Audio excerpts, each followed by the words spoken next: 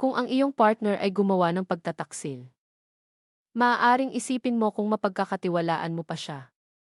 Nang minsan ba nagtataksil, laging magtataksil? Maraming mga tao nilalabanan ang takot na ito matapos matuklasan ang pagtataksil ng kanilang partner.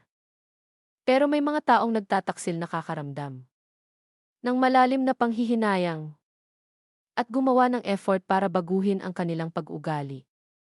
Totoo ba na once cheater always a cheater? Hindi naman talaga. Samantala may ilan sa mga tao patuloy na nagtataksil dahil sa mga katangian ng pagkatao.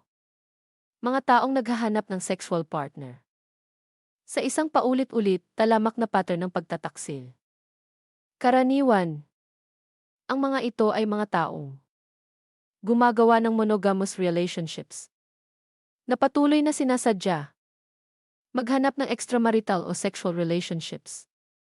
Sa kabila ng paulit-ulit ng panloloko, ang serial cheaters bihirang mag-suffer ng pakiramdam ng kahilingan dahil hindi nila madalas tignan ang pangangalo niya bilang isang pagkakamali.